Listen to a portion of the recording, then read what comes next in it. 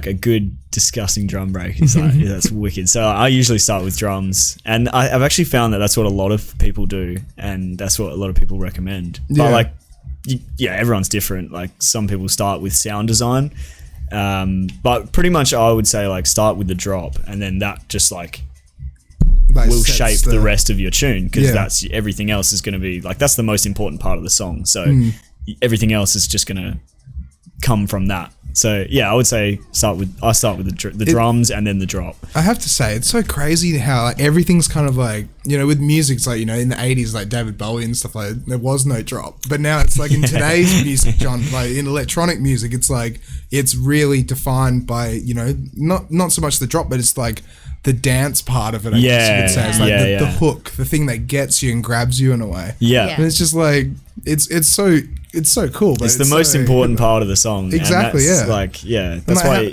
Sorry. I was gonna say that's why you get like SoundCloud clips where it's like they'll play like 5 seconds of the intro and then just go straight to the drop. That's all people really care about. That's it. And there's so many. I've seen so many people that just like skip through the track. It's like listen to the first drop, listen to the second drop. All right, I can use the second drop, and like, don't care about the rest of the song at all. It almost doesn't matter. But then from a producer's point of view, you like toil over every second. Exactly. You're like, it's got to be perfect. Probably no one's gonna listen to it. So then you guys also had like a song recently played at the Optus Stadium. Like we were just talking about that just before, but like cricket match, crazy. That's cool as shit. Yeah, it's so cool. That was insane. So that was something it was like when the lockdowns first started, we were like, okay, we're gonna get in the studio and make a song. Like there's no better time. Exactly. Yeah. So we started making this like liquid tune because it was kind of like, it didn't feel right making any kind of like heavy music at that time. It was like, we don't know what's going on in the world, so we'll just make something like liquid and something nice and something soothing. Soothe everyone. Because I didn't get to listen to the whole track, but then like it is just like a liquidy kind of chill track. It's pretty uplifting and like euphoric.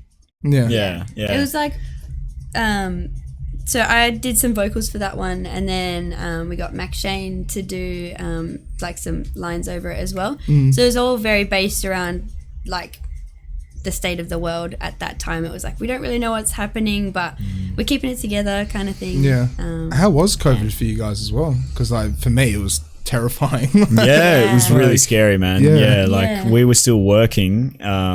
We both work at the same place, and it was pretty scary. We didn't obviously know what was going to happen, if we were going to get laid off or have to, you know, stop work for a while. And at that time, so we work at Store DJ, or we worked at Store DJ at the time. Lucky. It's a great job, man. It's really cool. We still work it. But people were like flooding in to get all sorts of gear for like, you know, podcasting or just anything, you name it, like streaming stuff online, like teachers online, like personal trainers, all just like flooding into the store to get their gear so that they could work from home, basically. So we were already like scared about the virus and whatnot, and like the potential future, like will we still have a job? And then on top of that, the store was just like busier than ever. There was more people than ever flooding through there, so that made it even scarier, because we were like, shit, like there's no real hygiene practice here at the moment, because we were just, you know, weren't prepared for it. And then all of a sudden there's like way more people than usual, and stock's just flying out the window. So it's like work wise, it's been pretty crazy. It's settling down now. But in terms of like, obviously couldn't go to gigs anymore. We actually had a gig planned for late March, and we had to cancel that. Yeah, we had our first international, well, not our first international. Well, it was kind of. We were getting DJ Hybrid over from the UK, and that was like, that was like, we were really excited for that, and then it all kicked in, and we were like, he's not going to be able to come over, so we had to cancel it. Unfortunately, like England got hit so hard, and they're still they went back into lockdown the whole lot, and just hopefully everything works out. Hopefully. But so we're really just lucky. Put a downer on everything, but I gotta ask though. So like, you guys run Motive as well, right? Yep. So then, like, how did that come about? Because that's awesome. Oh, man. That's really cool. Yeah, it's something I think we both wanted to do for a long time. But even before we met, there was one really kind of defining moment where there was Oh, So we how do you explain it?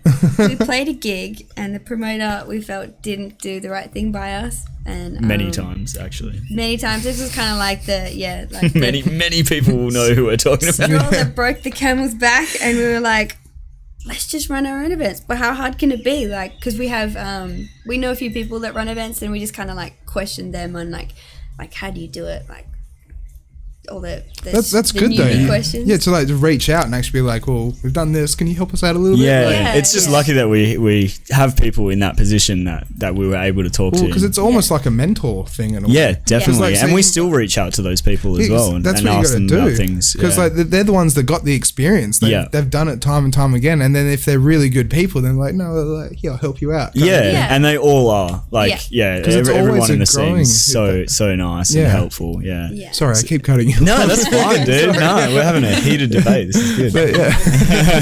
But it is one of those growing things where it's like with the music industry, it always changes. It always adapts. Everything it's ever changing. So with that, it's like there's so much to learn from it. Yeah. Because, it's like 10 years ago, rhythm wasn't really a thing, but now it's, it's a big thing now. Yeah. Exactly. Is it still a thing? Dubstep's like gone out the window. Like it's just, it's modifiers and it's just...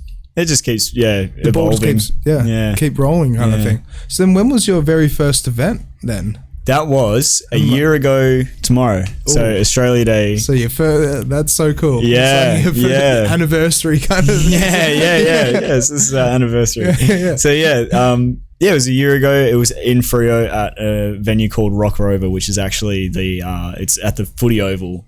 It's just like their football club there. Really? And they just clear out all the chairs and all the picture frames of footballers and put up some sick speakers and it was a good day, man, and it was a huge learning curve and huge amount of work and but we were lucky to have people helping us out and people, like we said, who we could turn to ask so questions. With that as well, like was it like did anxiety kind of kick in a way and it's like stress and like how long were you preparing for that kind of thing? Because like did you figure out that you're going to do it 6 months prior and then you like just working towards it? I think we started Motive in October 2019. So we had a good 3 months or so to plan, and at the time we were working with a couple of other people who were a little bit more experienced than us, and so they were kind of guiding us. And I mean, it was definitely still incredibly stressful, and it still is today. Like, but I can imagine that it's like when you throw a good event and it pays off, you just like. Yes. Yeah. This is exactly what I wanted. Yeah, that's it. Yeah, and we've been lucky with our events. They've always gone really well. And as I said, this, I've seen it on Facebook, and it just seems like you guys are killing it in the game. That's honestly. Really good. That's good that it comes across that way. Because sometimes it doesn't feel like it. Sometimes you but that's it as well. It's right. It's like you. This is what we were saying before about Facebook and marketing and social media and the whole lot. Like you post something up and then like you kind of get a bit anxious. Like, is it reaching the right amount of people? Yeah. Like even with this doing this bloody podcast, it's like, come on, I've got to reach more people. I've got to get it out there more. How do I do that? It's a whole nother game. Hey, you have to be like, obviously like you got to know how to run events, but you have to know how to market yourself and like promote yourself online, and Facebook is ever changing. So like, I used to know how to run ads and really like greasy way of doing it so you reach lots of people, but now it's like all changed, so you have to relearn it over and over, and it's so ridiculous. I've seen so many people just like on their stories and stuff and it's like, god damn it, Facebook's changed again, like, do it all again, but it is how it happens. They change one thing, change multiple things, and then it's just the learning all of a sudden the game is completely changed. And then you never know how you come across to other people as well. Like if we write a post on the Motive page, it's like, does that look cringy? Does that look stupid? Is that funny? I don't know. But then it's like the overthinking part of it, because like it could just be a perfect post, but then you're like, I could have done this. I could have done that. Put a full stop in here. Done that. And like even if it's a great post, sometimes it just doesn't take off, or you don't get the reaction you're expecting. Have you guys paid for much promotion or anything like that at all? Online? Yeah, online. Oh definitely. Yeah, so when we started the Facebook page, we like ran an ad so that lots of people could see that there's this new drum and bass crew in Perth. Like, Yeah. So that, yeah. And then since then, just pretty much every event we'll run an ad for, or a couple. And it does reach like what you expect it to kind of reach. I'm still learning, man. Yeah, I don't really know. Right? See, it's reaching people, but I mean, you just got to get like stuck into it and you figure it out. Yeah. Like I've definitely gotten better at making ads. Did you do any like courses or anything like that to learn it, or just pick it up and go? Yeah, just picked it up. Hey, so this is what I say to my guests as well. Where it's like, you got to throw yourself in the deep end. Yeah, absolutely. If you throw yourself in the deep end, then you learn from it, and then you go, well, next time won't be as bad. Yeah. Because like the first event you guys threw would have been so scary, but then the third or the fourth, it would have been like, we got this kind of thing, right? Yeah. I still am scared. As long as you don't take too big of a risk, like when you if you're not super confident, like like there's some venues that we'd love to do events at, but they've got like a 20K minimum bar spend, and it's like that's a bit risky. Yeah. So it's like you just kind of like take risks, but not those kind of risks. Yeah. But what would happen because like they wouldn't be able to find out the minimum spend until the end of the night, right? Exactly. That's it. And then you owe the difference. So then you owe the... That's actually what happened. That's why it's so fucked up. Like, no way. Dude. I had no idea. It's only think of a few venues, honestly, that might do something like that. Yeah. It's the larger venues that really don't need people to run events. That's it. Yeah. A normal night, they'll make that money anyway. Exactly. So that's why they have it. And it's fair enough. Yeah. But still, I never would have thought that. Though. Yeah. I thought I honestly thought it'd be like, okay, just like $5,000 deposit or something like that, and then maybe a $500 or $1,000 to hire the venue out, and then that would be it. Yeah. Not something like $20,000 minimum some spend. venues are like that, but it's like Em said, like the big ones where they're gonna make that money anyway. They don't need you. Yeah. But still, that's nuts. It's crazy, and that's scary. Like, we were like looking at a venue that had that 20K minimum, and we're like trying to suss it out. Like, can we do that? Like, is that something we can? But how many people could that venue hold? Like, several hundred. So if you maxed it, if you packed it out, they'd make that money easy. But that's the scary thing. You have to pack the venue out. Exactly. So. So and that's when we've reached out to people and gotten a bit of advice and everyone's super helpful in the scene. Like all the people that we know. But then like even when you if you take into account ticket sales and stuff like that, just to try and fund your own event kind of thing, but then you also have to have the 20K that's just nuts. On top of it. It's crazy because the thing is, people buy tickets but they don't buy drinks anymore. That's the way the industry's kind of gone these days. Kids would rather just have a pill and have fun and have waters for the rest of the night. That's exactly it. But then it's just that's bonkers. I had no idea. We've blown your mind. A little bit, because like I've known a few other like event promoters and stuff like that where they'll do things like, the bar will take the ticket sales, but then they get 5% of the bar or something like that, or negotiations and stuff deals like that. Because that's what my uncle used to do with the Flying Scotsman in the Velvet Lounge, where they'd do something like, the guy would take 5 or 10% of the bar or whatever it'd be, but then all the door sales would go straight back to the bar. Because then that's really weird. But like it just seemed to work out at that period of time. Yeah. And that's when people were buying alcohol. I guess that kind of encourages like the promoter to sell more tickets so that they make more money from the bar, maybe. Yeah. So I haven't heard of that. Yeah. Most places just like take a cut of the ticket sales and that's it. Yeah. Yeah, they'll do like a cost per head with a lot of the venues that we've dealt with. I think it'd probably be just like smaller venues that would potentially do that, or like back end, because like that was the Velvet Lounge that was doing that. So the Flying Scotsman would still make money and Defectors would still make money, but then it's like the caboose at the end of it, like where they changed the name to. So then with that as well, like how many songs have you guys produced overall and stuff like that? Because produced or released? Produced is probably like I don't know, probably like hundreds, but you never really, there's not the percentage that you actually finish is like minuscule. So you've got to released. I don't know, maybe like only probably like 10 to 20 tunes. But still, that's a lot of tunes. I mean, it is a lot. Yeah. Well, I've got none, so. I'm about the same, and then I've got a few that I've just done vocals for other producers. So it's pretty fun. But with your vocals as well, so did you train to do vocals or anything like that, or you just kind of just went straight at it? Yeah, like I always wanted to sing, but I was always too shy. And then I don't know. I still haven't heard her sing. Really? Not in person. In person. Yeah. Oh wow! No, I can't sing in front of anyone. It's crazy. Yeah. So don't expect a performance today.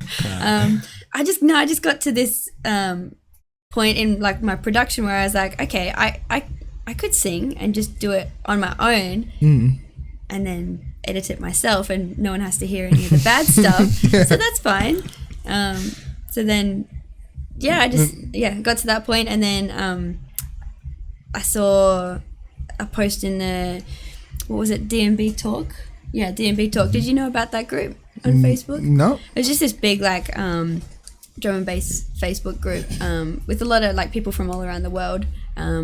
And this producer was just like, I need a vocalist who's keen, and I was just like, I'll do it.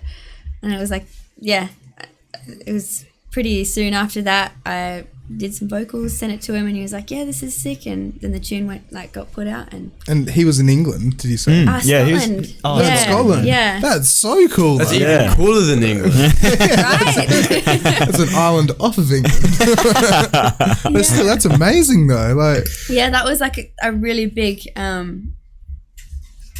like fear crusher moment for me. I was kind of like, I did it. My vocals are out there. Now I can just do more. Like that first hurdle is jumped. So you got to step out of your comfort zone, and that's definitely it. to progress. I did have a friend who me and him were kind of working on a tune together, like a Perth guy.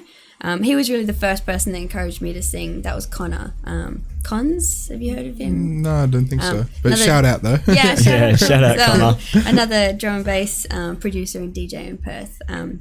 He's just a really nice guy, and he was just like, oh yeah, if you want to do some vocals, like that'd be cool. So kind of like pushed myself to do it, sent it through, and I was like terrified, and I was like, oh, he's gonna say that they're not good, and he was like, these are really good. Yeah, cool, let's do it. But see, like that's awesome though, because you've had like, so how many tracks have you done in total where you've sung on now? Just the two, or that first one that I did with Connor, we never put out because it was kind of like a bit earlier on in my production journey, and I thought it's not quite not there yet kind of thing. But like even the one in Scotland, like did that go far at all? Like did that? It's got like 20-something thousand plays on SoundCloud. Damn, that's not bad. The tune did really well. That's really cool. Yeah, that was through because the thing is, it's just a pun. Sorry, AWST. They're it's a UK based label. That put a couple of songs out through. So it got really good reach through them. But still, that's amazing though, because it's like it's not here; it's on the other side of the world, kind of thing. It's like people and it was just by chance that like you saw the post and commented on it, and he saw your comment and hit you up. So But see, that's the thing; you got to take the chance sometimes. Yeah, you see a comment, and you're like, all right, well, I can maybe do that, and then away you go. I think we were on these sort of, and you just got to hope that it's not like a scammer. That's it. Takes my vocals and runs away. What were you going to say before that? I was going to say we were kind of on that topic earlier. Like you have to step out of your comfort zone and do things that you're terrified of. Did you guys ever have like any anxiety or anything like that when playing your first couple of DJ gigs or anything like that? Oh yeah, definitely. What was it like? Like I was pretty lucky to. I when I got into DJing, I was like a sesh gremlin, so I just like was always at my mates' houses just drinking and whatnot. And so I was just always playing in front of them. I just had my decks and I was just messing around, and that kind of got I got like reasonably good before playing in front of strangers, so it kind of eased me into it. And then I started doing like mobile DJing, so I was like all around Perth just like doing all sorts of terrible parties. like functions and stuff. Man. Birthdays. 13th. Oh shit. Where you at? 50th. But you got paid though, right? Yeah. That's what matters. So I did a lot of shit gigs before I sort of But you learn from it though, right? You learn. I learned so much, man. Yeah, like and so what I'm getting at is when I first played out like at a club or whatever, I sort of had like a lot of the nerves were gone already. I was still really nervous. Like to play in a club is like obviously big aspirations. So Yeah. But yeah, I was lucky to have that start. You played for 13-year-olds. And you got them dancing, Yeah. They're a tough crowd, man. They party hard. They have a lot of energy. Yeah, Like, dude, no joke. Some of the 13-year-olds, like no alcohol, obviously. They would party harder. Party harder than like the 18th and 21st that I would do. They'd be going ape shit, man. It's full of beans. Yeah. One Pepsi and they're off, man. That's it. Yeah. What was the most requested song? At 13th? Yeah. Yeah. Oh, there was a Style? few. Gangnam Style. The worst one, or one of the worst ones, was Jake Paul. It's everything. No way. What is it? It's every day, bro. Every day, bro. I got that. I haven't heard that, but Jake Paul. Oh like, man, holy it's crap. honestly garbage, bro. But yeah, like so bad. yeah, you put me on the spot now. There's a lot of bad requests. Yeah. That was the one I was thinking. Oh, okay, good, yeah. Actually, at the 13th, one of them that I played at, they actually requested drum and bass Father. Really? I was like, fuck yeah, you little legends. Started playing a bit of D&B for him. You It have was to play sick. like the censored version of it. Just go for There's gold. Yeah. Oh, they didn't. The parents weren't. They didn't even fun. notice. Just like, whatever. It can be like that sometimes. Like, Yeah. I've done a gig before. I've done a Halloween party for kids. Right, it was like year 2 to year 6 or something like that. Oh wow. And then they kept requesting what was it? It was a Drake song, which I didn't play, but then they kept requesting Thrift Shop, and then Thrift Shop's got swear words in it, but I reversed them out. But then I played another song. I can't remember what it was. But then it's just like after I was like, oh my God, they had like 5 or 6 swear words and it was talking about sex and everything like that. And they were just fine with it. Yeah. It's like the kids bullet, don't like- care, and the parents Just most of the time aren't paying attention. So I never Exactly. I never forget in year 5 they played To the Window to the Wall. yeah, in year 5, like I remember that And from everyone fucking was screaming, like everyone was into it. It was so good. so good. Wow. So we had like garbage bags like on the wall to like make it look like a rave, to make it like the classroom look like a rave scene, and they were just like blasting that shit. That was a good A night. whole bunch of kids. A just whole singing, bunch of kids. just like to the sweat drops off my balls. Oh God damn. I remember that song from Need for Speed. The game. that was I think that's what. Classic. That's what it was. That's what made that. that. We remember it for. Yeah. And it's so crazy the influences like that. Yeah. It's like Well, hear actually, on yeah, something like and- video games. That's where I first heard D&B, and I didn't know what it was until like my sister, like I said, showed me, and that's when I got a bit more clued in. But yeah, I first heard D&B on like race car games, and that's like Well, see, similar thing for me. I used to play motorbike games, and I got into like kind of electronic, but more like rock and roll from there, and then just branched out from there. so cool what you get exposed to. Exactly, yeah. Dude, Cruising USA and influencing. N64. Dude, the soundtrack in that is Nintendo 64. Dude, that had a great soundtrack, man. It was like all like 80s rock and shit. It was Can you Google that? See if you can pull up the track list. no, but What like, about Powerpuff Girls? Did you ever watch Powerpuff Girls? I think I actually did, When I was a yeah. kid with just Was that friends. a big and Their stuff. theme song's a drum and bass tune. Really? it has that no almond break. idea. It's got the almond break in Yeah. it. No It's way. crazy. I don't remember that. The never Amen break. realised. The almond break. Yeah, that's in the Powerpuff Girls. Because that's been used in everything, hasn't it? Oh, Amen yeah, break. man, And it's yeah. like the most used sample for drum and bass. Oh, Sample. for drum and bass, And, like, definitely, yeah. Define drum and bass. Yeah, pretty much. Yeah. On jungle. Do you reckon we probably get before. copyright if we pull that up? Because it only goes for like. I think is it actually? I think the almond break itself isn't copyrighted, but we're gonna use the knowledge we have accumulated at SAE, and we're gonna Google this. yeah, that's it. Yeah. Oh And god. then, so what about you, Emily? Like, did you with your first couple of gigs? What anxiety as well, and like, Yeah. did you do kids parties as well, like us? No, I never did parties. She's lucky. No, my first gig was like at a drum and bass event.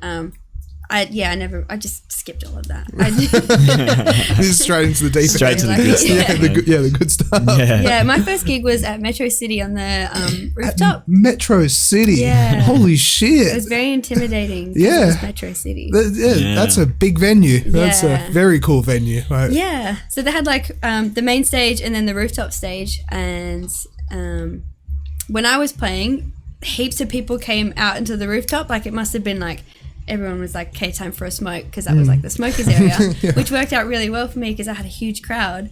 It was sick. I was terrified. Like my arms were like shaking and my legs were jelly, and I was like, I've got to do this. But like I planned the set from start to finish so that I couldn't mess it up and I couldn't freak out. But it went really well, and I was really happy. And then after that, it was just like you just got gig after gig, kind of, in a way. Yeah, I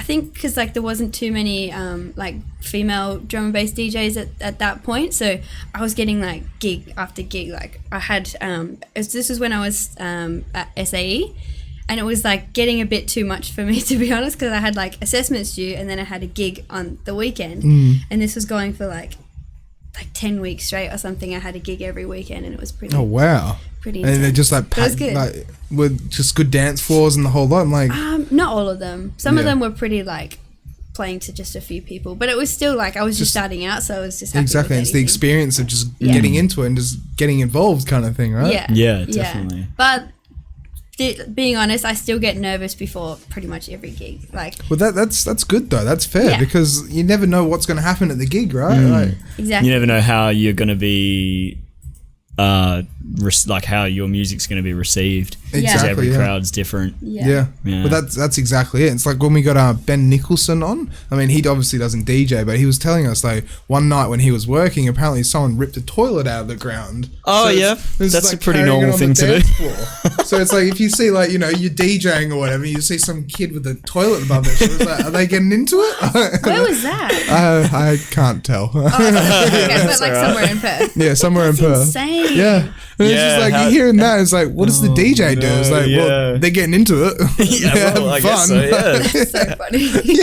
they're amped up enough to rip a toilet out of the ground. Well, You're probably playing a good set. Yeah, that's exactly it. Oh, there was at Gilkison's, we saw someone stole a microphone off the stage, and he kept, because we were out in this, do you remember? Oh yeah, area? He just comes running out with this microphone in his hand, and a security guard comes running out. He just jumped the fence and he was gone. Really? He just stole the mic? Yeah, I don't know why you'd want to steal a mic. A microphone. It was so stupid. It was like a wireless mic, so what are you gonna he do didn't have the receiver, Exactly, so he couldn't use it. It was just for the sake of For the stealing lols, it. I Yeah. guess. Maybe he thought you guys were so good, he just wanted to remember it forever. Yeah. He's just framed it. He turns it into a necklace. He's just wearing it every day. Amazing. Yeah, that was strange. Yeah, you So definitely see some weird shit. So then, how many gigs have you guys done since like your first gig? I mean, it's hard to pin down in a way, but like, that's a how many years have you guys been doing it for and stuff now since your first gig and stuff? Well, my first gig was in 2018 when I was at SAE. Yeah. 3 years ago. Yeah, so 3 years. Yeah. Yeah. Last year was a blur. So. Yeah, last year doesn't count. Yeah, exactly. Yeah. But still, like 3 years. Like, how have you found the industry so far and everything? I'm like, it's good. Yeah, Perth's amazing. Like, everyone's just so friendly. Like pretty much all the DJs that you meet are all so nice and just. Yeah, they're all really cool. Well, that's what's so good because it's just like we're in a bubble almost. Like, Yeah. what do you think as well, Harley? Like, I agree, man. Like, I can only really speak for the D&B scene, but like, man. I spent a bit of time in the dubstep scene as well, like when I first was getting into it. But like, yeah, just in general, like everyone's super friendly, like really supportive. And I think because it's such a niche thing, drum and bass in particular, like everyone's just there for the same reason. And, you know, if you go to a normal nightclub, you know, and they're playing like Nova hits, people are pretty much just there to like get fucked up, hook up, and just hang out, fight people. and you just don't get that at D&B. Well, you don't get the fighting, you get the other two.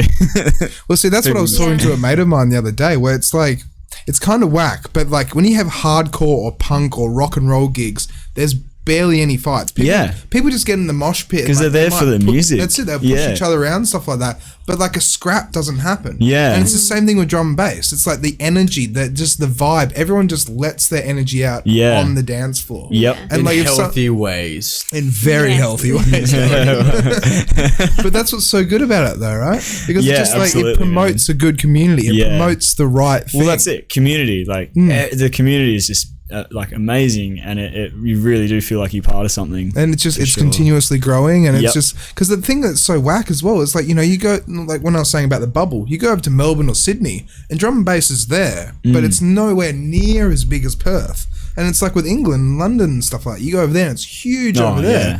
But like I've been told it's kind of big in Europe in general in certain parts, but we're so lucky in a way. Yeah, we're just this little city in the corner of the world and it's just popping off. Yeah, that's it. It's just going nuts. Yeah. But that's like, because I'm not against house music or anything like that or techno, because it's all good music. Yeah. But then it's like, you know, house is like, it's 128. Well, you know, it's not as fast, but drum and bass is just like, you either love it or hate it. That's it, right? But it's not even that as well. It's like the dancing and the culture behind it. Like, do you guys know an artist called Gesaffelstein at all? I've heard of him. Yeah, so he's a French techno artist, right? And he came to Melbourne. I was actually in Melbourne when he went there, right? And I was so lucky to go see him live, and I was so excited. But my parents dropped me off at the nightclub at 9:30 p.m. So I was there until 3 a.m. Right? Shit. But then it's like hearing techno for 5 hours, 4 hours, or whatever it was, just continuously. It's like, it didn't get to me, but I was like, this is the same thing as the first hour. But it's like with drum and bass, like, because when Gesaffelstein went on, it was like unique. It was his own music. It was like his own show. But all the acts supporting and leading up to it, not to say that they were bad because they were amazing, but it's just the dun dun dun dun dun dun. But then drum and bass, it's like there's so many different things to it. Like But then obviously, you know, you got house, you got chill house and everything like that. Yeah. Subgenres and stuff. I guess I don't really know much about house and techno and its history, but I guess like house is techno kind of like a subgenre of house? Well, I feel like because like that's how I see it. Because anyway. I had one friend try and tell me that techno is unpredictable, but the thing is, it's not unpredictable. Like music follows a structure. Yeah, like, that's how it works, right? I mean, repetition is that's it. Yeah. And it's not noise; it's music kind of thing. But yeah, I was gonna say drum and bass is like the umbrella, and there's so many little things, little subgenres under it that like you can keep it fresh, I guess. But it's the same thing with house and techno as well. But then, you know, it still follows the same rules. The same rules. Yeah. But the one thing I found so baffling though is it's just like, you know, over here we had the rinsing culture, and kids just like they just full on get into it and sweat their dacks off kind of thing, right? But then like over there, when I went and watched Gesaffelstein, people are just kind of like swaying in a way. Yeah. You know, they're on their phones, and it's not like, because you know how you said with like Nova hits, it's like people go there to get trashed and hook up and get in fights or whatever. Yeah. It's like with the house music, they're just kind of like, they're into it, they're loving it, but then like they build up to the big drop, and it's like a minute build up, and then everyone's like, woo, yeah, and it's just like, it just releases all this energy, but it's not the same in a way. Yeah. Because you know, when the drum and bass drop happens, everyone's just like, fuck yeah, let's get into it. It's sick. Start rinsing, CO2 cannons going off. Yeah. But it's just different genres, I guess. Different things. I haven't spent much time in the house scene, so I don't really know what the norm is. Like, it is good, but it's just so crazy to see that's like, you know, Perth, now the house is kind of popping off in Perth over the last year, I'd say. It's kind of like, it's just interesting to see how we're going. Because on the East Coast, they get influenced by, you know, Adelaide, Sydney, Canberra, like the whole lot, Melbourne, everything. We've just got ourselves. I guess we're so isolated, like, we're the most isolated city in the world, technically. And it's just, it's interesting to see where the scene will go. Yeah. Because like, even as what I was saying before, it's like England and London, it's like the second biggest hotspot for drum and bass in a way. And it's like, they're on the other side of the world. And it's just like, we still get Sub Focus and Andy C and everyone for like New Year's. We're so lucky to get those guys. But then they don't, well, they might go to Melbourne, I don't really know. But like, you know, the scene isn't as big as what it is here, kind of thing. Well, New Zealand's popping off. Exactly, New Zealand now. Really popping off. Yeah, with all their restrictions is completely gone. Yeah. They're fine. Well, they're COVID free, aren't they? Yeah. Yeah, so they can do what they want. Yeah, but then that's once again, like, just have to wait and see what happens. Well, apparently there's been a positive case in Auckland. Really? Oh. Yeah. Shit. So who knows? No. Who the fuck knows, you know? It's like, apparently, like, you know, like, apparently, like, the tests aren't even that accurate and shit. Who cares? Like, let's be real, who cares about Corona anymore? I gotta be, I'm sick can't say that. People are dying. Dude, I got family in Italy and they don't give a shit anymore. Really? Yeah, I talk to them. They're like, yeah, no one cares. Wow. So there you go. That's the world at the moment. Well, but you know, I'm going to reference Joe Rogan a little bit here, but there was a thing that I watched where he was talking about where it's like if you have a healthy diet and you look after yourself and you're doing the right amount of exercise and this and that, where you can actually kind of just build up an immunity to it, kind of. Yeah. But not an immunity to it, but it's like you can still get it. You can build, yeah. But it's exactly. just like, you know, the chances of you passing on from it would be lower because you're so healthy. Exactly. Kind of thing. Yeah, that makes sense. I mean, same with like your normal cold. Exactly, yeah. I used to get sick like really bad, and then now that I look after myself a bit more, it's not as bad when I do get sick. So cut out the junk food and the way exactly, you go, right? yeah. For the most part. Yeah. I wanted to ask as well, have you guys ever done any like live streaming or anything like that? Because you know how like when COVID happened, everyone was doing live streaming. Just like we actually did one. Thing. Yeah. We did. How was that like? It was really fun. It was actually like pretty like trouble free as well for the most part. Yeah. And like it no was copyright a good or time. anything like that? No. We didn't get taken down or anything. Yeah, so many people did. Twitch. We did it on Twitch, so it's this pretty is when much Twitch like wasn't really cracking down on the copyright. I think they kind of brought that in a bit after. Yeah. We played a couple of live streams as well because that was all there was. Hey, everything else was closed. Gigs, so so we did a couple. One for the Protocode guys and one of our own, and that might have been it actually. But yeah, they're good fun. Like live streams are fun. You can just kind of, it's a bit more freedom. Yeah, exactly. Yeah. And then you guys saw how the nightclubs were filming their live streams as well. Like, really? Yeah. Did you guys know that? It It was interesting. It was like there was a live stream that got released where one DJ was playing in a club. I'm not saying names, but you could see sunlight coming in through the door, and it was like at 8 p.m. at night. So it was like, why is the sun up? But then it's 8 p.m. on my watch. So that doesn't make sense. So they'd record it and then make sure there's no mistakes, no errors, no this, no that. It was perfect. And then just upload it later on. Yeah. And it was just like, pull the pin on it. It's like, wait a minute. This is not right. That's so dodgy. But you got to do what you got to do, right? Yeah, man. You got to stay, as I said, you got to do the grind. Yeah, and you got to move with the times. And that's it. Definitely. And who knew what was going to happen? Yeah. Nobody knew what was going to happen. Yeah, so you just kind of do what you got to do. Yeah, it's just a way of like sort of staying connected with everyone as well. Yeah. And So then like with sorry.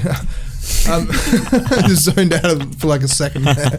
I'm very tired. Preaching to the choir, man. So with staying current and stuff like that, like what do you guys do to, because you know we were talking about like social media before and stuff like that, but then like, you know, how do you guys stay current in the because we're such a small scene in a way, but then we're such a big scene. Like, what do you guys, the steps you guys do to try and stay at the top of the ladder in a way?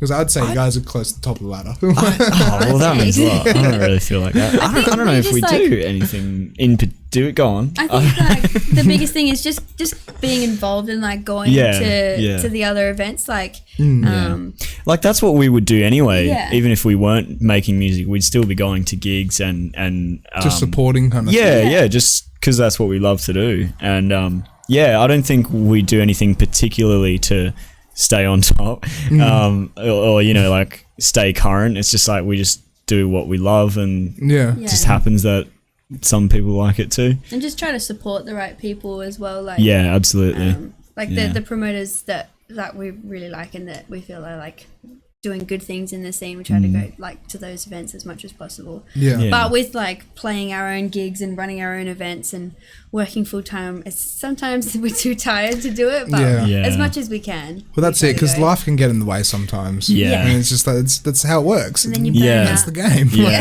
And then you burn out.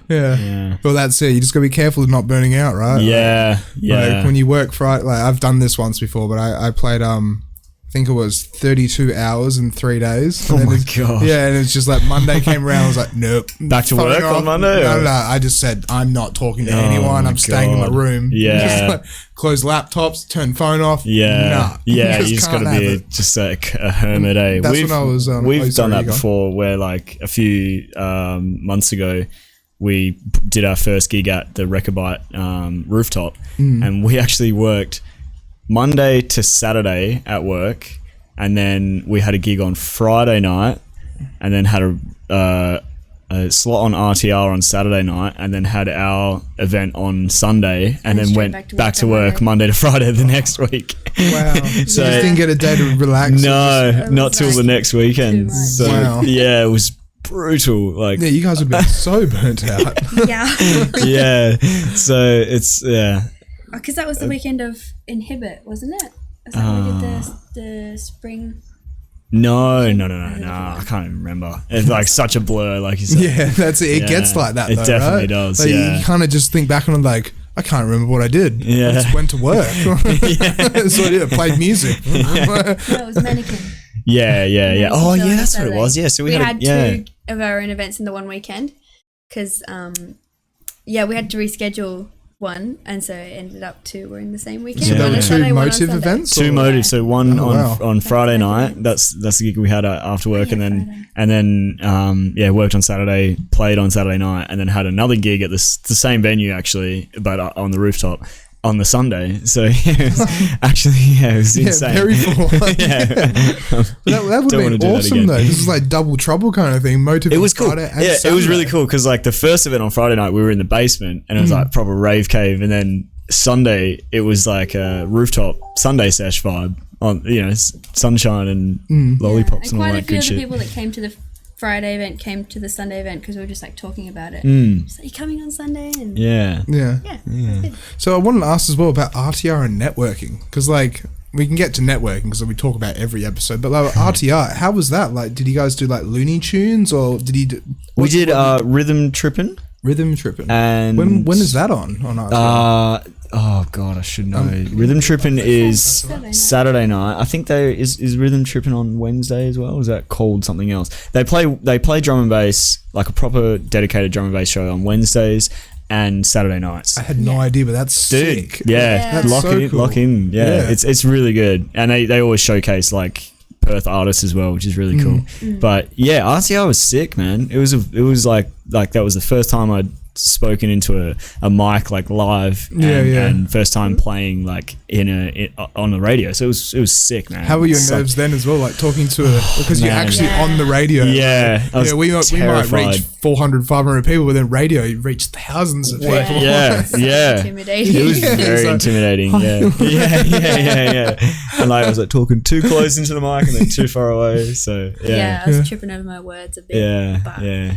There's a learning curve. Well, that's it, right? And as I said, like you throw yourself in the deep end, you go on radio. And you're like, I can probably do it again. Actually, the second time we went on, Harley's USB was stuffing up on him, and so stressful. It might have been the CDJ because I think it was the CDJ. The other day, one of the presenters said, "Oh, my USB keeps going to emergency loop." So must be the deck. So I just kept like emergency loop. Yeah, is that actually because I just use Native Instruments? That's all I use to take my S4 every gig I go to. But I saw on Facebook the other day, Daniel posted a Blackout who's come on here before, and he was saying how it's like with USBs and Pioneer decks, sometimes it's like it depends on the firmware of the Pioneer equipment. Yeah. And then like if your record box and your thumb drive's like a different like too up to date or something like that, it can cause issues. And what actually happens though? Like what happened that night at RTR? So just like load a song and I loaded a song, started playing, the intro, and then all of a sudden it just started looping. And just like an 8-bar loop. Yeah, so it just goes into emergency loop when there's a problem, when basically when your USB disconnects. So what happened is I think I just nudged my USB a little bit, which usually is not a problem, but I think not to diss RTR, but I think their deck might have been a bit messed up. So it disconnected and it goes into this loop, and you basically have to put something else on because it's just going to be a loop. You have to turn it off and turn it back on. Oh, yeah. Okay. So that was a good start to the guest mix. And then actually the very last song that I played emergency looped as well. So.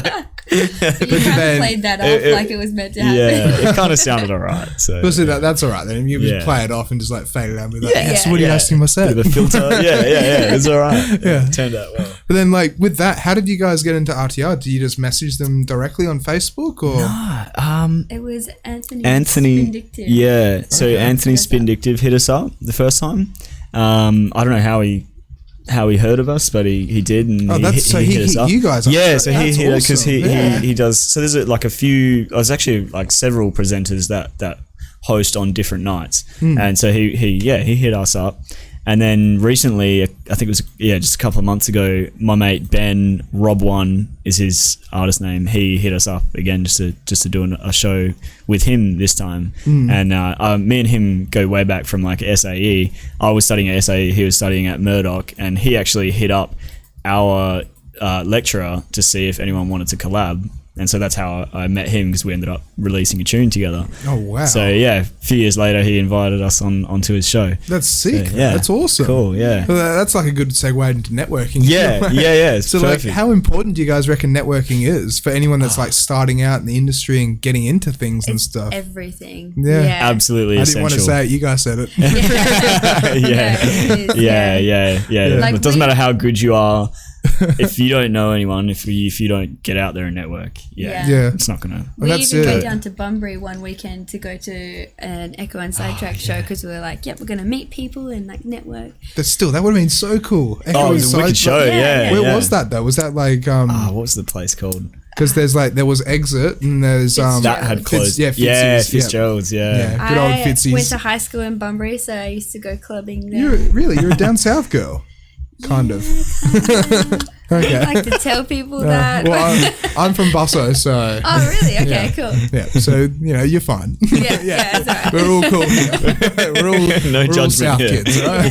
Yeah, Exit was one of those clubs that the floor was always sticky. Always sticky. That's a good sign. Yeah. But Fitzy's was good. Yeah, shout out to Tony Warden. I can't remember his last name, but he's always played there at Exit, and he's been there forever. And sick. Yeah, he's a good dude. Legend. I'm going to try and get him on eventually, hopefully. Then cool. With you, Harley, as well. Are you a Perth kid? Yeah. So I mean, for the most part, north or south? South, dude. South all the way. On the winning team. Yeah.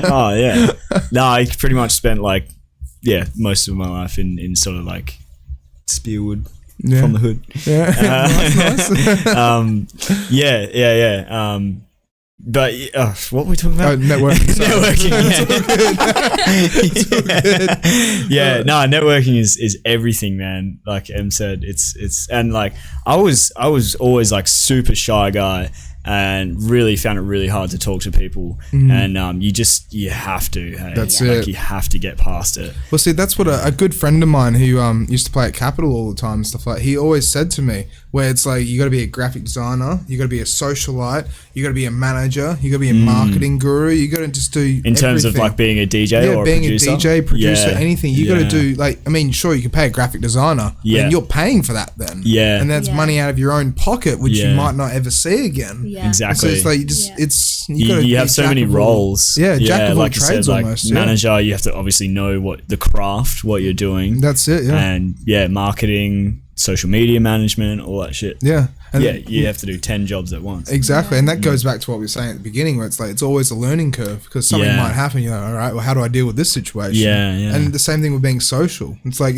as you guys said, unless you go to the gig, you kind of have to go to the gig to meet people. And you have to, and that's a big part of it, is like tying back into what we were saying before, is like supporting the scene. Like that goes hand in hand with you have to go to the event to meet people, but that also shows the promoter that like you're in the scene, you're active, you're like, you're meeting people, you're talking, you're having a good time and whatnot, and like that goes a long way compared to just shooting out a message like, hey, can I play a set? Here's my mix. That's it. I mean, that's totally fine to do that, and I did that heaps, and that's how I got a few of my first gigs. Really? And it did work out just by just by like emailing or messaging on Facebook. Were you sending them tracks or like mixes? Mixes. Yeah. And like most of the time the response was like, yeah, thanks for that. Like, come to our event and meet us. And that's when I was like, oh, I'm too shy for that. But like, I would just go to the events and like, eventually you meet people, and you soon enough a lot of people. So. Well, see, I wanted to say as well, because we've had the owner of Nevermind Small Club on, Ace Bassick, and he actually said 100%, like, if I'm at the bar and you just come straight up to me and say, oh, can I have a gig? Then I'll look at you and be like, who are you, kind of thing. But if you hang out a bit and like I see you around and you're buying a few beers and you're getting into it and you're having a good time, and then you go, oh, or can I have a gig? You'd be like, well, yeah, you're a sick cunt. Come hang out. You definitely have to build a relationship with, That's it, with right? people. Yeah, you and have to build a rapport. It's 100% that. It's like, you know, you have to build the relationship almost. It's like, because you don't want to burn any bridges. That's the biggest thing. If you burn bridges, then you're an arsonist. Yeah. But then on top of being an arsonist, it's kind of like you just shoot yourself in the foot almost. Yeah, definitely. And you close doors kind of thing. Like, I've explained this on a few other podcasts as well, where it's like, you know, when one door opens, there'll be like 3 other doors that you can go through. And then it's like when you go through one of those doors, maybe 5 other doors open. And it's just like the networking, the socializing, connecting the dots almost to be able to, you know, it's not to like get your goal or win or, you know, achieve something. It's just to do what you're doing. Yeah, and you do it out of love as well. Like, exactly. You don't. You can't do it for yourself. You can't sort of go to a gig and be like, I'm going to get a set out of this. Yeah. You're going to just go and have a good time and enjoy it. Yeah, and people see through that as well. Yeah, absolutely. If you're just there just to try and get something out of it, people look at it and it's like, he's here for something. He's trying to get something out of this. Yeah, it's pretty transparent. Yeah, that's it. He's trying to get the microphone at Gilkinson's. That kind of thing. He's going to run off with it. That's it. That would have been such a sight though. Oh, man. Yeah. But I mean, the things you see. Exactly. Well, like I said, like, I've never been told that story before, but then my mate Ben's just like, toilet on the dance floor. Yeah. Right. Okay. Anything goes. That's the last thing you want to see on a dance floor. Exactly, yeah. It's like, that's filthy. It's straight up filthy. All the water probably dripping out of it and everything. That's the best thing dripping out of it. That's it. Everyone's sweaty and just like, get that cold water off the toilet. Flush it on yourself. The toilet from Train Spotting. But that's the thing as well. Like nightclub toilets sometimes. Oh, like, man. Yeah, they're filthy. Oh, you know, we were talking about nerves. Yeah, like going to the toilet before a set. You're like, oh man, I don't want to have to use this fucking toilet. Well, see, like the little trick I've found, right, is that like at bars, always like if they don't have a staff toilet, use the disabled toilet. Oh yeah, because then it's like all the toilets do get clean and stuff like that. But it's you know, if you use the disabled toilet, you get your privacy, you get everything, and usually it's kind of looked after. What if you shit in a bucket? Just bring your own bucket. Yeah, just bring your own bucket, leave in the corner. What? Yeah, man, it's always clean. It's always clean. Like you go to like the ID part, like you go on Scantech, and it's like, what's with the bucket? I just really don't want to use the toilet. I'm an artist. Yeah, that's it. This is part of like your mask that you put on when you play. That's what Marshmallow was doing. That's why he's got the helmet. He just halfway through a set. So shit as well. Yeah. God damn. That took a dark turn. It's an interesting turn. So I have nothing against Marshmallow. I thought that was just a really good pun. It's a good pun. Yeah.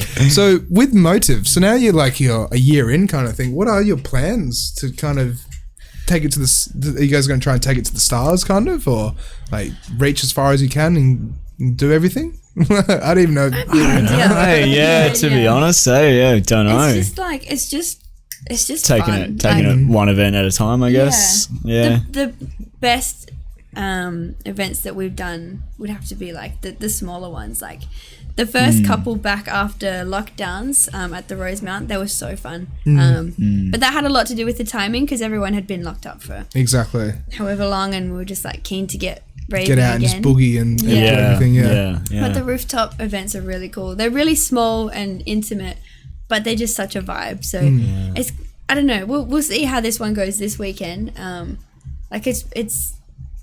I'm excited for it. It'll be really cool, but it's really nerve wracking as well. Yeah. Like the larger events, because if you don't get the numbers, then we lose money, or you have to pay the bloody 20,000 thing. We don't have that for this one. Luckily, this one doesn't have that. I'm using that in future podcasts. Honestly, that's nuts. Yeah, that's crazy. Hey?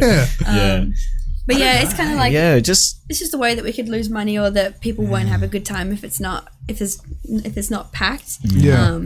I mean, I think it's a cool enough event that it's going to do well, and it's a really cool venue, and especially having like Cup and String and Win.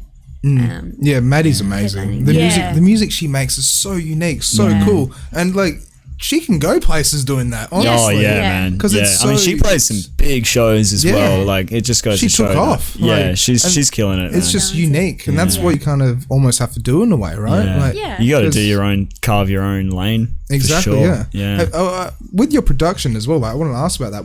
When you go to make a track and stuff like that, like you obviously follow the structure of just like drum and bass and this and that, but like do you guys throw elements in to make it your own unique thing? Because I mean, like with vocals, it would be your voice kind of. Yeah. But then like when samples and this. I was gonna say I sample shitloads of just weird stuff like songs that I like. That's good though. Like totally not related to drum and bass, like and you just got to throw in little things that make it your own for sure. Yeah, and just exactly. You have to make it. You got to be different. That's it. And like I guess you have to like your influences are gonna make your music different anyway. Like no one can replicate your music because of your influences are obviously different to everyone's. Exactly. So you get a bit of your flavor in there, like whether you like it or not. Well, it's like your fingerprints almost. Like, exactly. Like everyone's fingerprints different. Yeah. It's like yeah. But then like I wanted to ask as well, like when you've played your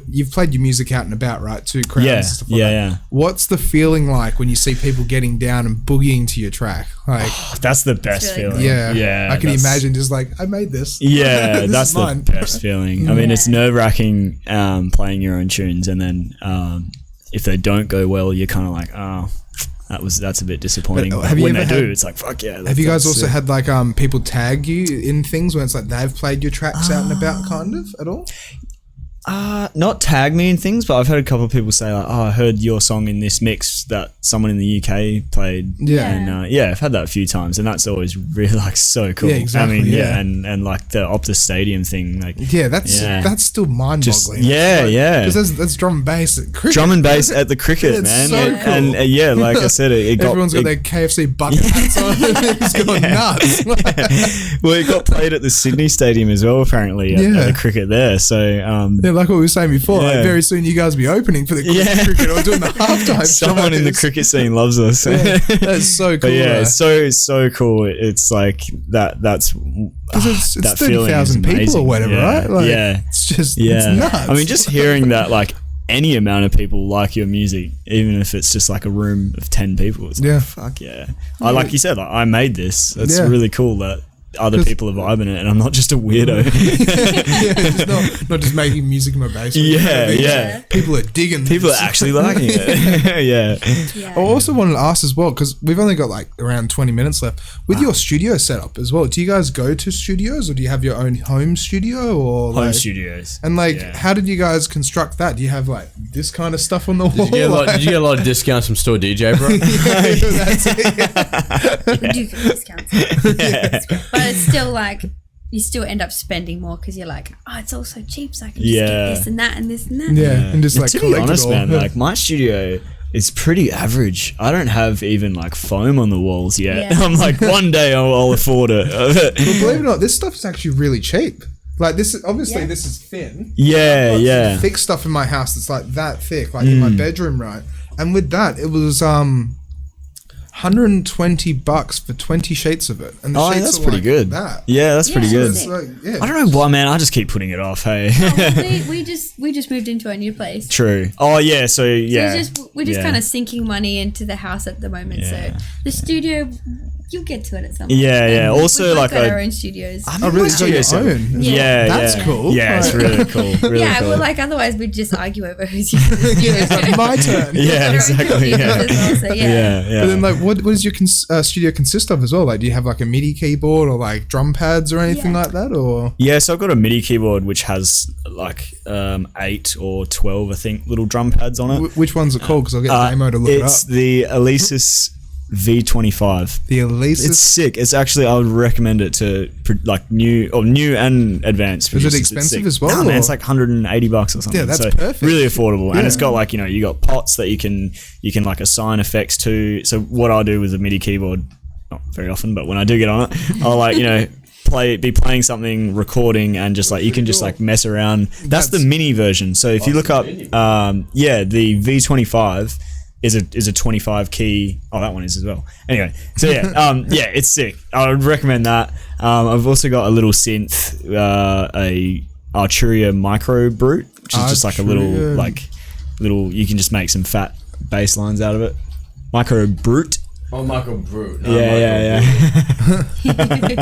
Honestly, that's sick. Sounds like you're speaking a different language. Yeah, that's really cool. A good like entry level synth as well. So that one's like a lot of fun to play around with. That's so You cool. can make some fat sounds with that. So you can just like, because then it just. See, this is the thing that kind of gets me as well, because I've got like a Akai 25 key or whatever. It's like a big thing in my room, right? And it's got like all the knobs and it's got the beat pad and everything like that. But that's like standalone there, right? In a way.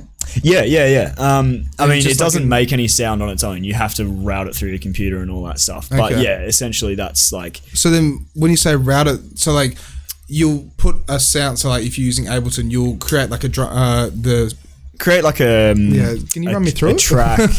I actually got someone to set it up for me because it was my first synth. I don't know how to set it up, so I got someone to set it up, and then I just saved the Ableton project. And whenever I want to use it, I just go to it. So I can't give you the specifics, but basically it just runs from the synth into my audio interface, and then that obviously goes to my computer, back into the speakers. So yeah, it's fairly easy to set up. Isn't it like standalone? The micro? No.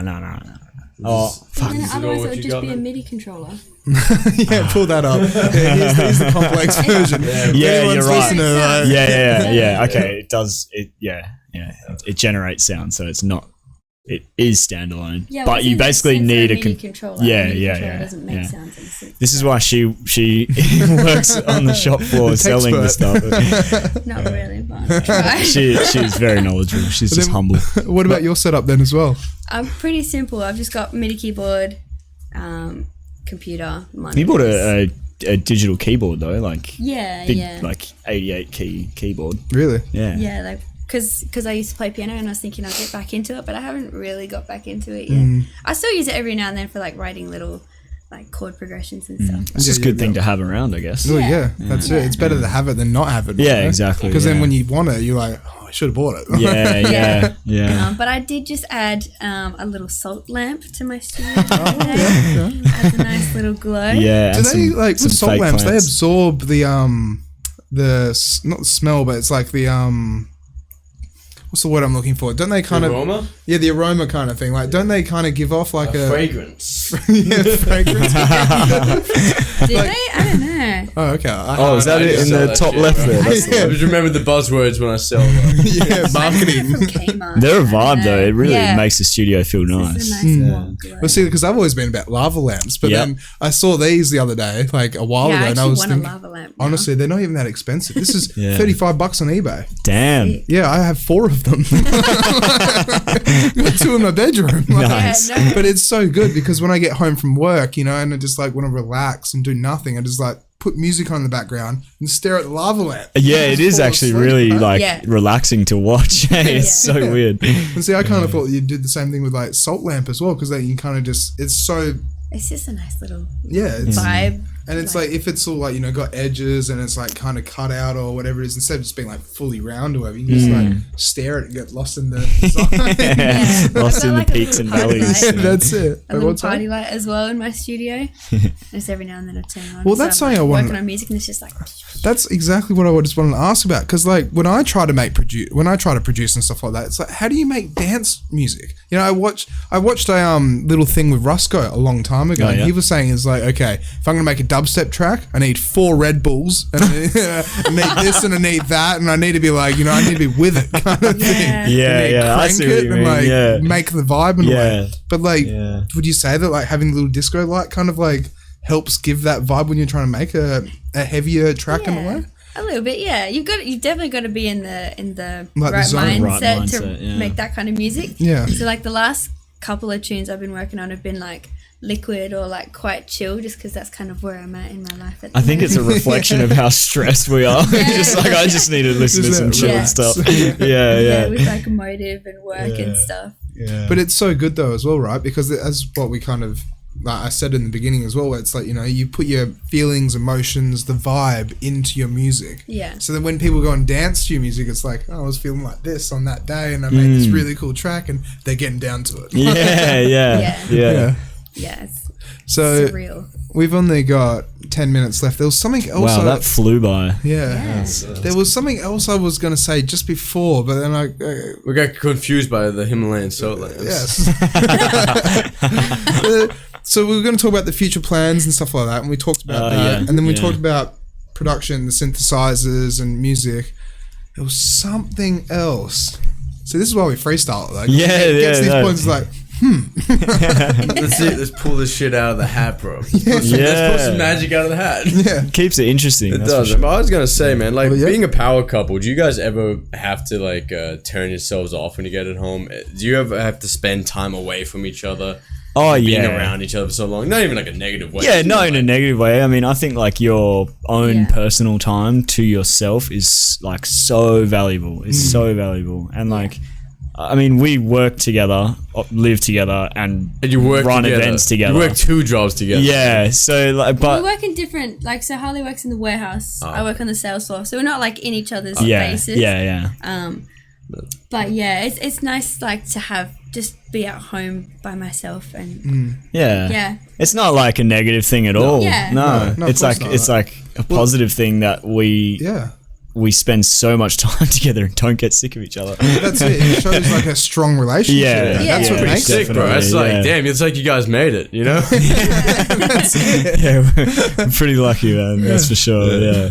Yeah. But yeah, your downtime to yourself is so important, man. Yeah, you got to look after yourself. Do you think that's the biggest problem with producers is that they hustle so hard they don't even give downtime from leaving production behind just to go back to it with fresh eyes? Yeah. Do you notice that with a lot of young guys just get burnt out by dude, gotta hustle? We've done it. We've both done it. Yeah, and like it's a learning process. Like you have to force yourself to relax and force yourself to do nothing, because like hustle culture is real, and like you get sucked into it. It's like shit, man. I'm waking up and grinding, you know. It's like, and that's a good thing, because like you're motivated and like you're gonna reap those rewards. But the problem is like if you don't look back at what you've done and appreciate it, you're kind of just running in circles, like you said.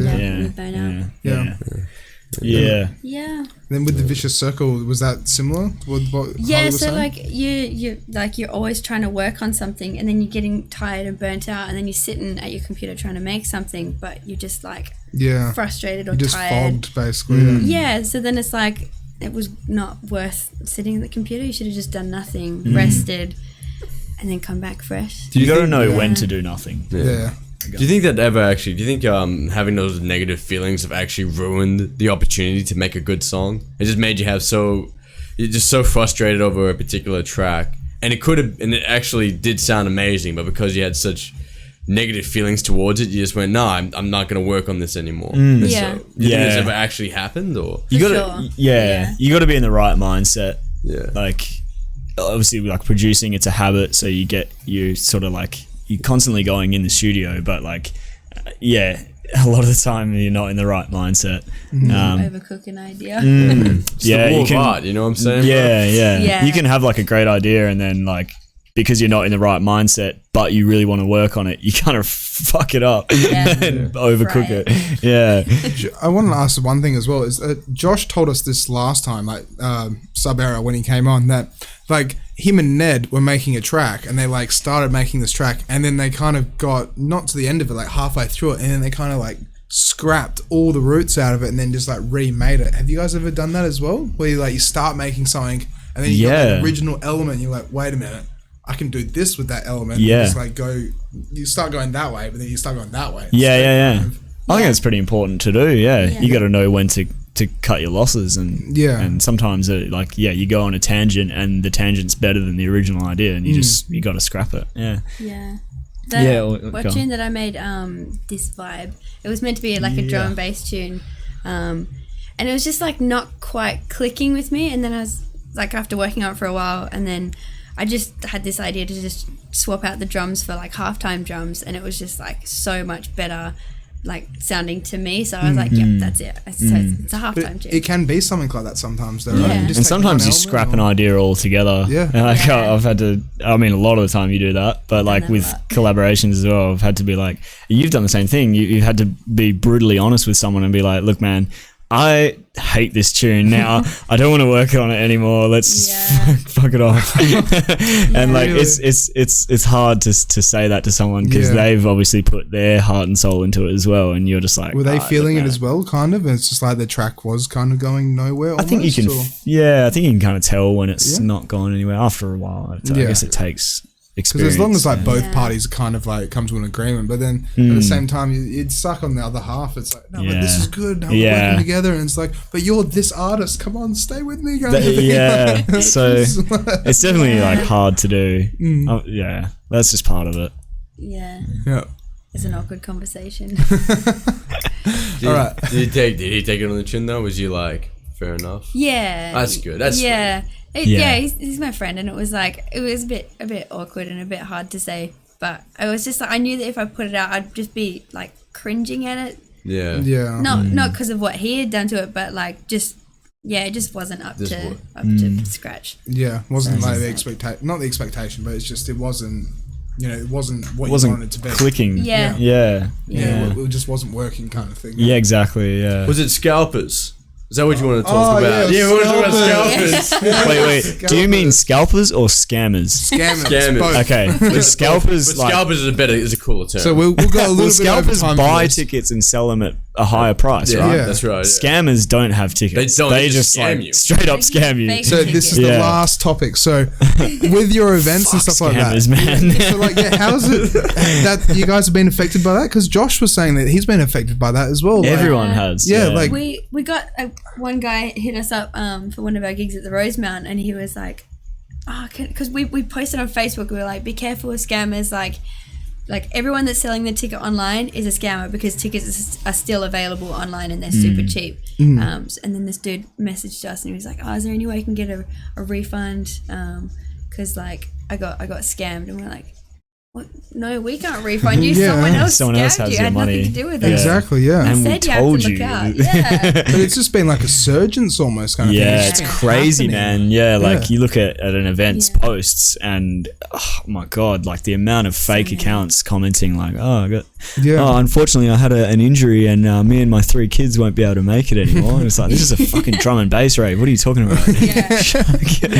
But yeah, it's Some older lady. Like, yeah. my family can't come. Yeah, it's crazy, man. But they're just like, And- it's because it's not that they go for the stupid, because it's not that they don't go for the stupid. They just go for whoever. Everyone. And yeah. sometimes you just get like people get sucked into it. That's and it, yeah. Because that's the Yeah. thing is like out of 1,000 people, maybe 5 people will get sucked into it. Yeah. But then they still get money out of it. As Yeah, well. that's all they need. And that's exactly it. That's all they need to be able to go, well, we got 5 people out of 1,000. Let's keep doing it. Yeah, And that's it's just it. it's bullshit. It's crazy, man. But I mean, it's just what can you? There's nothing we can do about it. Yeah. And You so know, with every event, does that happen kind of thing for you guys? Where it's just one way or Yeah. another, someone will make like a fake Instagram page Yeah. or Dude, like an event. hundreds of like Yeah. every time. So we will put out a post and it'll get all these fake accounts commenting on it. I go through and like delete their comment and ban them from the page, and it doesn't seem to make a difference. The next post, there's just the same amount of people, and they're all different names, different accounts. So like, yeah, it's just like you can't really. You just got to live with it. Hey, like A lot of the time we just turn off commenting, but then that kind of sucks because if people aren't commenting on the post, it's not getting much reach. Exactly, And you yeah. need that interaction to like, And see, reach that's more what we were people. talking about before with this. I watched the movie The Social Dilemma last night, and there was like an interesting statistic they were saying in it where it's like, out of all news, 60%, it's like, I think it was, fake news has 6 times more push than real news, apparently. That makes sense. And it's because like someone will spin some sort of bullshit story and it's like, oh my god, he did that and she did that and like this happened and blah blah blah, and then before you know it, everyone hears about that, or it's like the word because it's spreads usually kind of thing. more interesting because it's Yeah. crazy and not Exactly. true. That's exactly so it it, gets yeah. more like interaction. Yeah, Yeah, and then it's like, definitely. how do you police that as well? man. And you can't police that because is Facebook going to take down? Like, Yeah. it was something like 3 billion or 2 billion or 1 billion or something like that people use like social media or something like that, and it's like with that number, then how do you police? You can't police that. You can't go through and wade out and get rid of all the fake accounts and stuff like that, because how does that even happen? You get rid of that one fake account, another 5 pop up. Yeah, exactly. And then just keep doing the same shit. Yeah. Yeah. So I mean, we've stopped, like we're leaving comments on our posts now just purely because, like, just to get the reach. It gets more reach, and people want to comment, and that's cool. Yeah. Unfortunately, you just got to deal with it, eh? Like, that's it. Yeah. And people got to be smart. I mean, people are cluing into it now. Like they know. Most people know, like, it's probably a scam. So yeah, just got to be smart. Yeah. Maybe the Infra-Red network can play a part in that. Like, we can form our own squads and just start bullying the shit out of scammers on Facebook comments. Whatever you do, man, don't bully them on Facebook. Jump off a bridge because you'll get your account banned. Because that's what happened to me. Will just disappear. I got this empire we built is just gone over, like, in the span of a week, because we just keep sending like death threats to scammers. Yeah, be like the old lady that says she can't go to a drum and bass event with her 3 kids. Like, hey, stop being shit. And bam, taken down. Exactly. There's like that odd chance that it actually is an old lady who was going to try and take her 3 18-year-old kids. Well, that's the thing. I reckon I probably banned some legit people trying to sell tickets. So if that's you, I'm sorry. But then, so that, how would you actually like wade through? Like, what you can just tell when it's fake. Hey, they're just like, no one talks like that. Like in the drum and bass scene. No mutual friends. Or their name is like something ridiculous. Yeah, just oh man, you can just tell. Yeah, check the URL. Always check the URL. Always check the URL. You'll see their real name. Then track them down. Shit, I just went down. All right, so before we wrap things up, me and Damo have tried. Well, Mitch, before he left, tried to get me to implement this, but 5 random questions for our guests. Oh shit! Yeah, I'll put you on the spot as well, Damo. Wait, I gotta come with 5 random questions. Yeah, 5 random questions. Alright, so I'm into that. All right, so I wrote down 1 question. Oh yeah. So freestyle questions. I like it. I like this. Yeah. So it's a challenge. If you could choose one deck to go and learn again, or like just play on, or whatever, like Pioneer, Denon, Native Instruments, Serato, or what? If you could, that's a good question. Because like, I mean, obviously you guys use Pioneer and stuff like that now, but if you couldn't use Pioneer and that wasn't the industry standard, what would you use instead? I mean, you said Native Instruments, and it's like, that's a cool brand. Yeah. I'm a fan of it. But as like for controllers, they're sick. But like the Denon like standalone controllers are really cool. Apparently they're amazing, honestly. Like, they're like being more innovative than a lot of their competitors, which is cool. Yeah. I mean, I started with like first virtual DJ, but then Serato, and like that was sick. So I'd say like, it depends what you want to do as well. Like if you want to play in clubs, you need to know what the industry standards are. But if you're just mobile DJing, get whatever you want, like whatever works for you. But obviously I was gonna say, or you're like me, where you just rock up with 2 foam pads, put them on the CDJs, and just like put my deck on top and slide the laptop stand under. But I mean, like they're on foam pads, so it's not damaging. It's not plastic and plastic. It's it's cushion. Yeah, exactly. I'd probably say like if Pioneer wasn't the industry standard, I'd probably say Denon, just because they're like.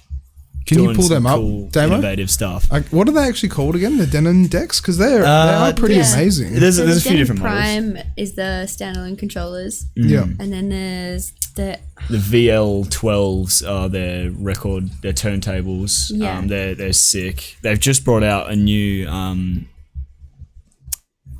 controller. Was it Denon? No, that's Rain. Oh, it was Rain. Rain brought out a new controller. Yeah, Rain brought out a sick controller, man. Really? Yeah. What, all in one or like segments? No, or? it's I think you still have to use your laptop. Yeah, okay. but it's sick. Really cool. Like, it looks wicked. What do you guys also think about like using laptops at like not just like instead of USBs and stuff like that? Because I mean USBs is simple, just like plug and play. Yeah. But then laptops you have more. I mean, from our kind perspective, I wouldn't really want to have someone coming like playing for us with a controller, just because. You can. with the flow. It's a technical thing. Like you have to set up extra things, well, you know, the laptop and the controller and whatnot, but also to be able to play on like CDJs or whatever the like industry standard is, you have to be a certain like level of technical skill. And I think, like, not to say that controllers is cheating or whatever, because that's bullshit. But like, you can still be like, you can still be a sick producer on, DJ on a controller. But like, I don't know, I just feel like you have to abide by the industry. Yeah. And you have to be at a certain level to, like be able to play on CDJs. Yeah, well, just shows that. Basecamp on Saturday night, and there was like everyone had a different setup, so people bringing their controllers and bringing in decks and stuff. So one of the cables like got fucked up because they kept switching it out, and then the sound kept cutting out in one of the speakers, and it just complicates things. Yeah, one problem that comes from like switching out your setup. And changing it and modifying it. The whole lot. So you're like in such a rush to like get yourself set up, and then you might, like you said, like CDJs are just so much easier. Like all you need to bring is headphones, USB. And that's it. And you're probably not going to have any problems. And that's what's so good as well, is because people just like take their headphone bag with their USBs. And it's just one bag. That's all you need. Like, I've got a bag like this. Like, like shoulder strap, and laptop, and deck, and cables, and the whole lot. But But I mean, like, whatever you want to use, do it. Don't let anyone tell you it's cheating or it's whatever this. I like that. Fucking bullshit, man. Do whatever you want. When I first started doing it, everyone was just like, no, you got to learn Pioneer. I was like, no, I want to do something different. Yeah. And good for you for doing that, man. You don't have to do anything. You wouldn't have to be here right now. All right, so have you got a question, Damo? Because I've got another question. I actually do have a question, man. Like, what are the tips? Because there's actually a few like DJs in the scene who actually have their wives or partners or girlfriends up with them, and they're forming like their own like little duos. Is there any tips that you would actually give to like an aspiring DJ who wants to get his or her boyfriend or girlfriend up on the stage with them, and how to keep that relationship going? Like actually, there's two parts to that. And do you think DJing has actually helped your relationship like in ways that you never thought was even possible? Or just the music culture kind of thing as well? No, I don't mean just DJing. Like maybe being involved in the music culture. I think like if you want to get involved and get your partner up, fucking do it. It's sick. It's honestly like the sickest thing ever to be able to like play a show with your significant other. It's so cool. I mean, I don't really have any advice on how you can make it work. That's like you know, that's like relationship advice and like, don't be a backseat driver. Yeah, okay. That's what I was gonna get onto. Is I'm bad for that. Sometimes if we're playing a back to back, and like because we'll usually go like 3 for 3, and I'm bringing a tune in. Sometimes I'll come over and try to like beat match, and he like makes it like actually puts it out of time, and I'm just like, no, let me do it. Let me. Even if you're fixing it, I still think, let me do it. It's fine. That's my thing. But I had to learn not to do that. I'm a bit of a control freak in normal life anyway, so that's like just come from that really.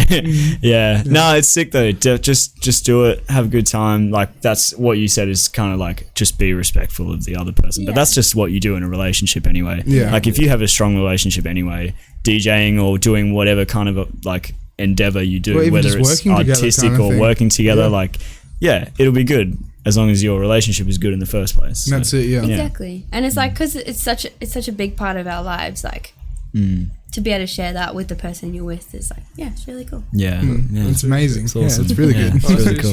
Getting all sappy. Sweet. No, we actually had something sincere for once in this podcast.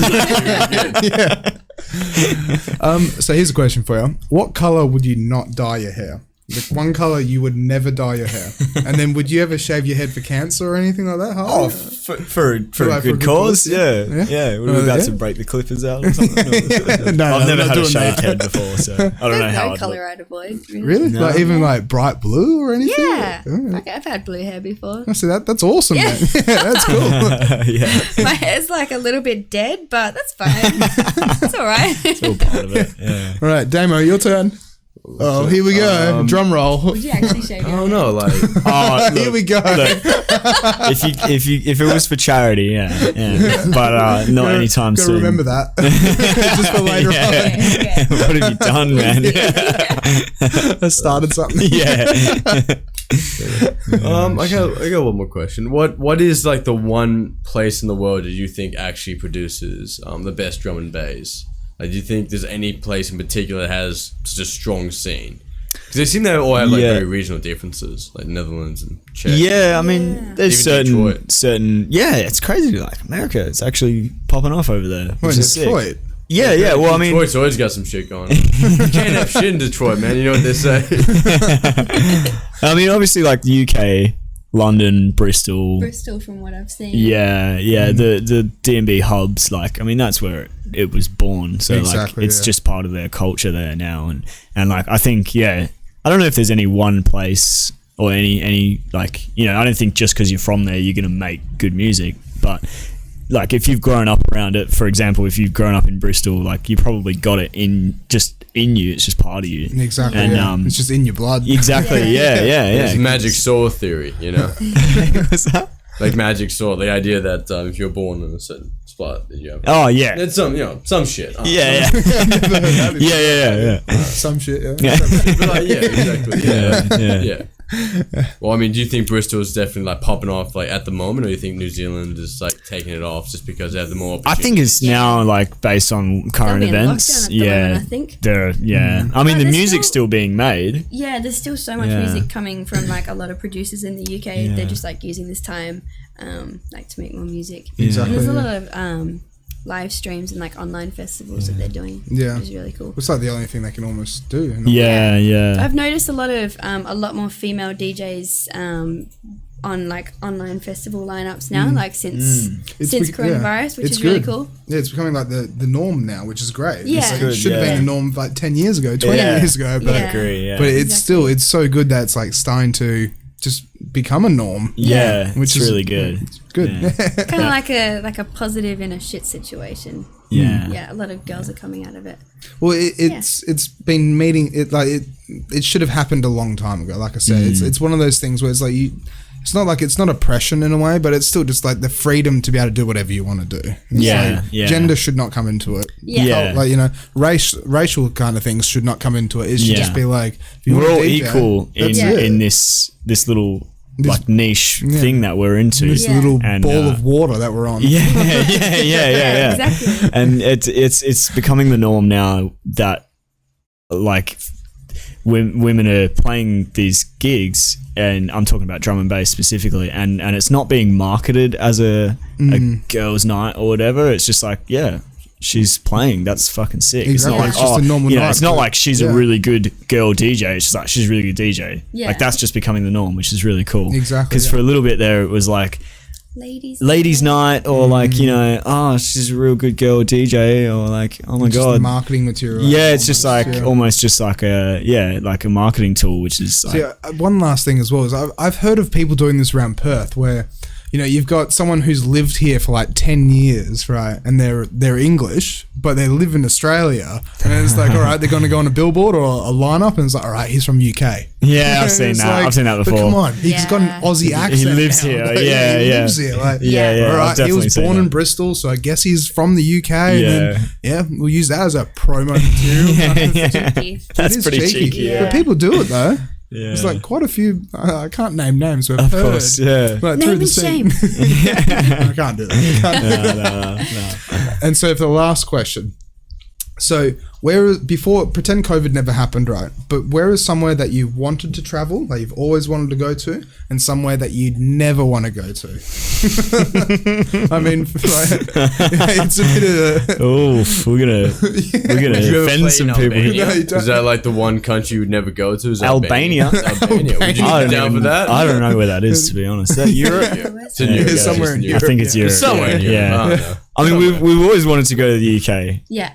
Because for obvious reasons. Yeah. We both have family there as well. So that was like, we were kind of planning to do that before COVID hit. Like, yeah, I've always wanted to travel. I want to go to Japan. Like, I'm really into Japanese culture and stuff. Man, I've been told you can eat off the floor. That's how clean it is. yeah. That's what I want to do. I want to eat off the fucking floor. Go have steak and chips on the road. Yeah. I'd want to check out most places, I think. I don't know if there's... Like, I wouldn't want to go to anywhere dangerous. Yeah. Like, Yeah.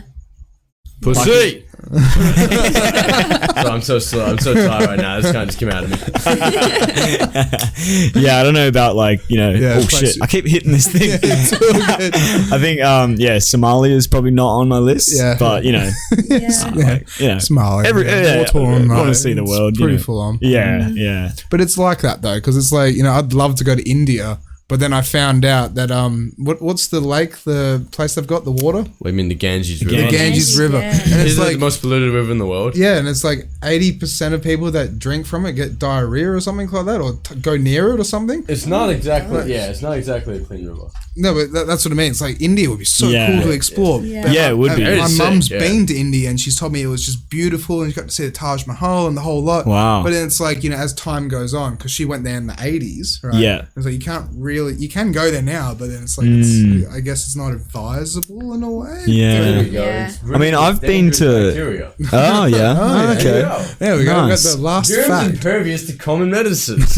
Oh, shit. Yeah. Wow. Damn. That's not, yeah.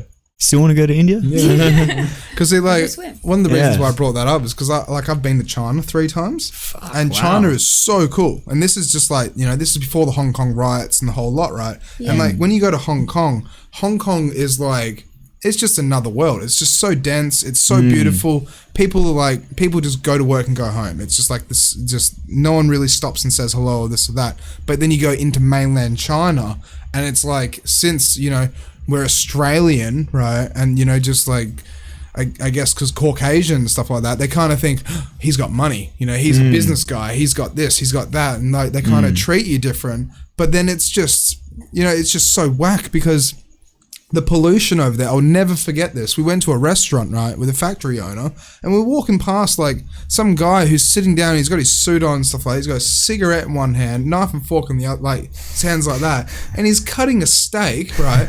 Ash falls on his steak, flicks it off with his fork, right, onto the floor, and then he just like makes this sound, right, and then just leans over and spits on the white carpet. And then just like in this like red velvet bloody curtains and like beautiful restaurant, but you can spit wherever you want there because the pollution's that bad that everyone gets phlegm in their throats. Oh, wow. That's how bad it is. Oh, like, shit. I get off the plane, right, and you can look directly at the sun, and the sun's just one big ping pong ball, right?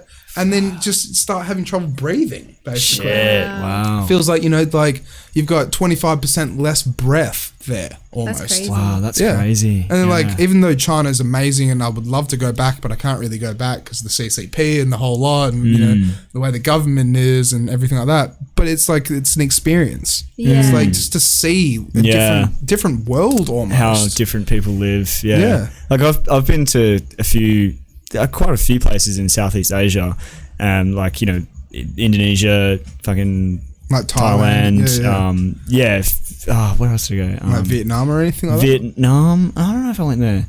Yeah. Anyway, and it's just crazy to see like how different people live. Yeah. I definitely don't want to go back. So if that's one place I don't want to go back is anywhere in sort of Southeast Asia. It was great to go there and experience it, but like it's pretty scary. That's it, and you have to be careful. You have to be careful, and it's it makes you appreciate what we have here. For like sure. when I was in China, like 3 times, you just feel like you're being watched almost, and it's like obviously like it can be a bit of a paranoia thing or whatever, but it's just like there's 1 billion people that live there. Yeah, it's just like you don't know what's going on. Yeah, it's just like it's a different world basically. That's crazy. Yeah. So That's intense. Yeah, it's a little bit intense. Yeah. That was a good way. That was pretty good actually. Yeah. All right. Do we have any comments or anything as well, Damo? Just before we wrap it up.